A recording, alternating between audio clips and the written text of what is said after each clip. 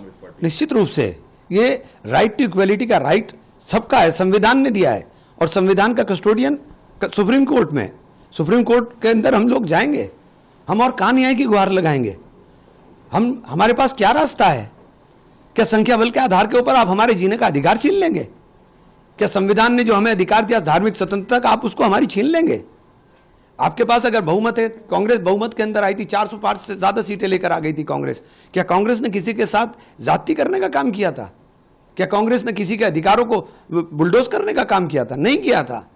अगर आपके पास बहुमत है तो बहुमत का मतलब यह बिल्कुल नहीं होता है कि आप अल्पमत के लोगों को रौंदने का काम कर देंगे।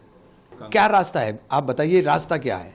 ये तो राइट टू इक्वलिटी है, ये तो संविधान की मूल भावना है। आप संविधान बदलने की बार बार बात करते थे, तो आप संविधान पूरा बदलने की आपके पास ताकत नहीं रही, तो आप संविधान को पार्शियली डैमेज करने का काम कर रहे हैं। ये तो संविधान की मूल भावना है। राइट टू इक्वलिटी हमें कॉन्स्टिट्यूशन ने दिया है। ये तो एक प्रक्रिया है। आप जो खराब कर रहे हो उसको ठीक करेंगे। बहुत सारी चीजें आपने खराब की हैं। नहीं, इसको खुलकर कहिए। बहुत सारी चीजें खराब की। मतलब क्या बिल को फिर आप लोग संशोधित करेंगे? हाँ, बिल्कुल करेंगे, बिल्कुल करेंगे। मैं खुल के कह रहा हूं कि क्यों नहीं करेंगे हम लोग। राइट टू इक्वलिटी को मेंटेन करना जिम्मेदारी है, और ये प्रत्येक नागरिक, प्रत्येक सरकार की जिम्मेदारी है कि वह देश के हर नागरिक के अधिकारों का संरक्षण करे। आप हमारे ऊपर बुलडोजर चला करके हमारे जीने का अधिकार या हमारी धार्मिक स्वतंत्रता कैसे छीन सकते हैं? बट सरकार तो होती है वेलफेयर के लिए। सरकार कह रही है कि हम तो, आप बताइए, आप वेलफेयर क्या कर रहे हैं? आपने जो हमारे इंस्टीट्यूशन थे उन्हें बर्बाद करना चाहते हो।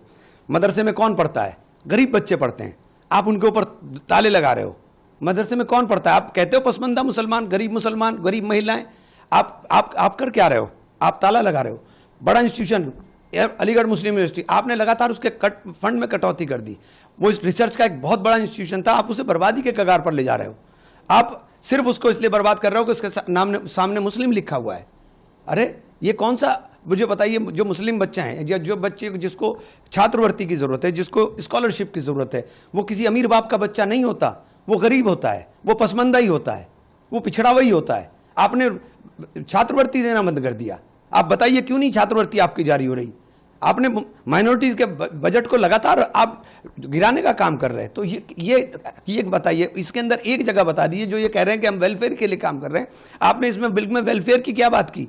आपने जो कब्जा धारक हैं उन कब्जा धारकों को छूट दे दी लिमिटेशन एक्ट हटा करके कि वो जाएं कोर्ट के अंदर, लिटिगेशन के अंदर फंस जाएं।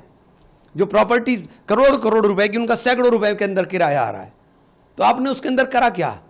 आपने करा क्या? आपकी तो नजर बड़ी बड़ी प्रॉपर्टीज के ऊपर है सिर्फ, कि बड़ी बड़ी प्रॉपर्टीज को किस तरह से हम लोग खुद दूर कर सकते हैं। नहीं, जो कुछ आपके 1992 जो बाबरी विध्वंस हुआ था, उसके बाद से ये दूसरा ऐसा काला दिन है जब मुसलमानों के अधिकारों का हनन किया गया है। बाबरी मस्जिद सिर्फ एक मस्जिद थी, ये पूरे हिंदुस्तान की दरगाह, खानका, इमामबाड़ा, कब्रिस्तान, ईदगाह, ये सबके ऊपर हमला है।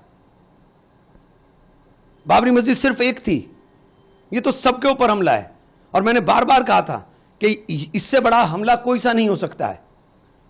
और ये सीधे सीधे हमारे अधिकारों को कुचलने के काम किया, सीधे सीधे राइट टू इक्वलिटी को चैलेंज करने का काम किया गया। राइट टू इक्वलिटी का राइट हमें संविधान ने दिया, कॉन्स्टिट्यूशन ने दिया, कॉन्स्टिट्यूशन को रौंद दिया। लोकसभा में जब बिल पास हो रहा था तो सभी लोग चुप रहे। लोकसभा में बिल पास होने के बाद कल की जो घटना है, जेडीयू से 2 वरिष्ठ नेता ने मुस्लिम समुदाय से आते हैं, इसका क्या असर होगा? कोई भी जेडीयू, जितने भी दलों ने इसके अंदर वोट किया है, वो मुस्लिम वोट के हकदार नहीं है।